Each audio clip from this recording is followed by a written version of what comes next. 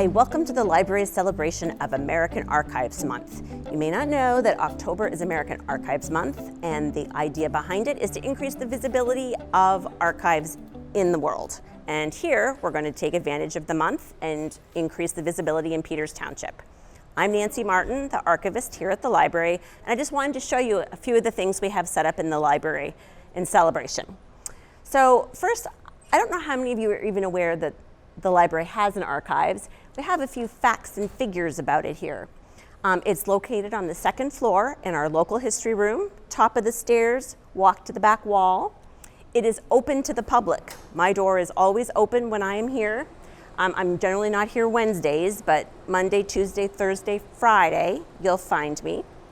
We have more than 300 linear feet of records, which is not large in the grand scheme of things, but for a small community like Peters Township is not insignificant.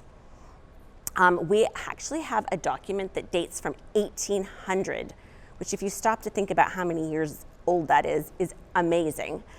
And we acquire things all the way up till today.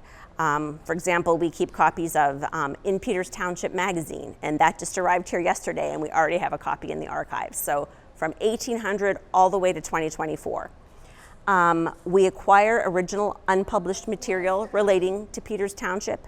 If you grew up in the township or your parents grew up in the township and you have family records or photos or were involved with Community Day or anything, please reach out to me. We would love to receive a donation of your records. We are staffed by a professional archivist. That's me. I have a Master's of Archival Studies from the University of British Columbia in Canada. And you can find out more always on our page on the library website, which is ptlibrary.org/archives. So we're in the lobby here, as I mentioned, in the library.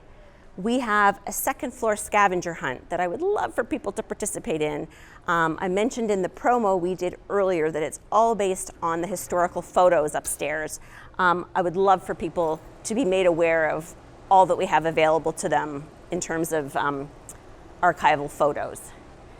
I also have our new archival brochure we put together with my friend Albert Frobe on the front of it.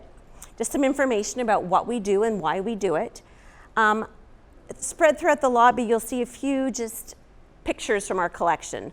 This is a picture from our the Valentine School family collection.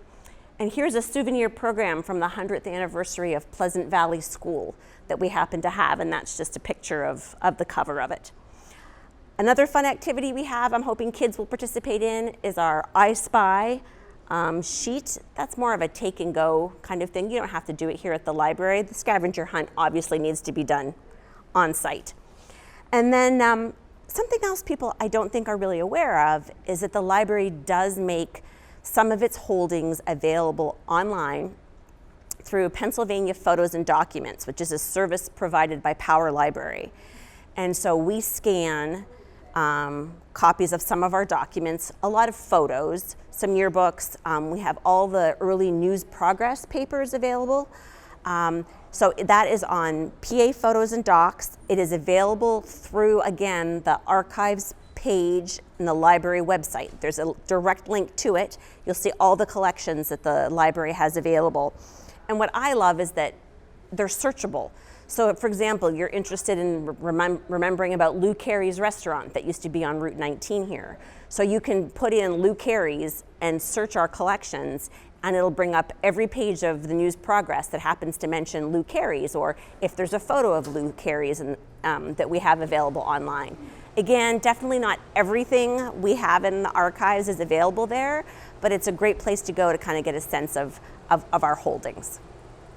So the Price is Right game is one of our 3 interactive displays or games we have down here in the lobby. This is one of my favorites. So we have 2 boards, all with different historic prices and products. For example, the weekly take-home pay of a local service station employee, the weekly dues paid by each member of the Hackett Giants Baseball Club during 1934. You might think those are weirdly specific things, but that's because they come from actual documents in our collection. Like these, I didn't make these up. These were taken from our collections. So the idea is We have 6 bills with different denominations on them and 6 different products and services. So you would try to match them up. So do you think it was $1.9 million to pasture a cow at Martin Rankin's farm in 1906? Probably not, but maybe that's what Peters Township paid to purchase the property that became Peters Lake Park. So you can just stick it there. And then by process of elimination, try and figure out every price that goes with every product and service. It's just kind of fun. It's fun for all ages. If you want to check your answers, we have a handy dandy answer key, which will tell you all the correct matches in the game. So I hope people really have fun with that. It's for all ages, young and old. So the second activity we have in the lobby until October the 12th is a Can You Read This challenge, and it's a cursive writing challenge. I have a copy of a letter from our collection and then 4 questions which we're asking you to attempt to answer to see if you can decipher the writing. So we want you to figure out to whom the letter was written, what 2 items the writer is missing and looking for, why the one item is so important to him, and who the writer of the letter is. It's a wonderful letter from the Rankin family collection, and I think it will even be a challenge for those of us who can read cursive because old letters are not always easy to decipher. Good luck. The third and final fun activity we have here in the lobby for American Archives Month is an Identify the Decade game. So I have a selection of photos dating from the 1890s to the 1990s. I'm not looking for specific years, but challenge yourself by looking at the clothing, the cars, any other background clues. Hairstyles is a big one. Hemlines, another, to see if you can determine what decade. Now, for example, this one is one of my favorites. Very big hair is the first clue. I had to black out the dates on the t-shirts because it actually gave it away. But in case you couldn't guess, this is from the 1980s. And so on the back of each picture, if you want to check the accuracy of your answer, is the decade and then the event or people in the picture and what collection here at the archives it comes from.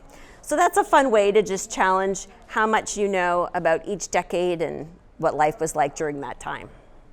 So that's everything we have on offer here in the lobby of the library through October the 12th. Please come enjoy everything we have out for the community.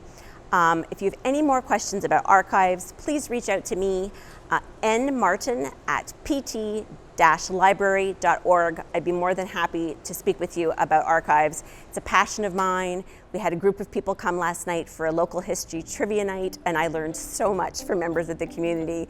People can remember everybody that lived in every house, on every street, and oh, do you remember when this was the butcher and this was, I love to hear all of it. So please get in touch. I look forward to hearing from you.